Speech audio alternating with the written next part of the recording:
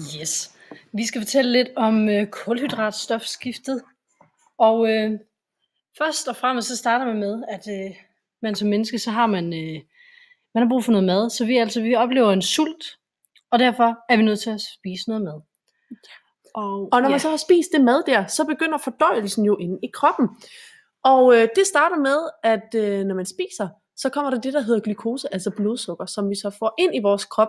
Og det registrerer bugspytkirtlen så. Yes.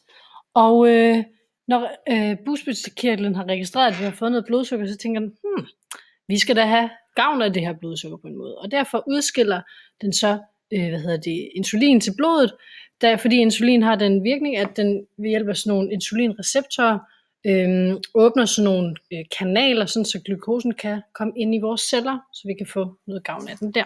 Nøjagtigt. Og der befinder vi os altså her. Og der går den enten over til de celler, der er inde i leveren, fordi leveren den fungerer nemlig som et depot til hjernen. Og den kan så også enten gå ind i de her leverceller, eller muskelcellerne. Og når vi er inde ved cellerne, så er det glukose, der er kommet ind, men det omdanner sig simpelthen til glykogen, fordi de fungerer som en slags depot eller et lager til det her. Yes. Og det er nemlig ret vigtigt, at vi har det lager her, fordi det er jo ikke altid, vi lige kan spise. Og derfor er det ret vigtigt, at vi har de her lager, som så kan holde os kørende, når vi ikke lige spiser. Men på et tidspunkt, så vil de her lager også være opbrugt. Og derfor vil vi få nedsat blodsukker, så vi kan se hernede, så går det den her vej. Og det registrerer bugspytkirtlen så igen, at vi har det her lave blodsukker. Og så udskilles der det, der hedder glukagon, som er det omvendte af insulin, som har den omvendte virkning. Ja, og det vil altså sige, at når der bliver udsat det her glukagon, så tænker man, at nu har vi ikke så meget at arbejde med, og derfor er det vigtigst, at hjernen den får noget at ligesom tære på.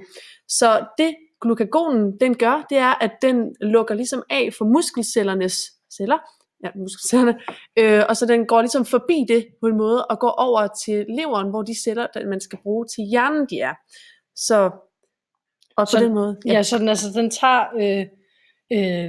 de ting, vi har læret, tager den og fører op til hjernen, fordi det er meget vigtigt at vores hjerne fungerer, og den får noget blodsukker ind af vores krop, gør det. Og altså, selvom vores krop så ikke lige er i gang lige nu, når det er hjernen, der modtager det her glukose, så laver kroppen noget fedtforbrænding i stedet for, som jo også er vigtigt, at vi ligesom får omsat det her fedt til forskellige ting i vores krop. Yes, that was it.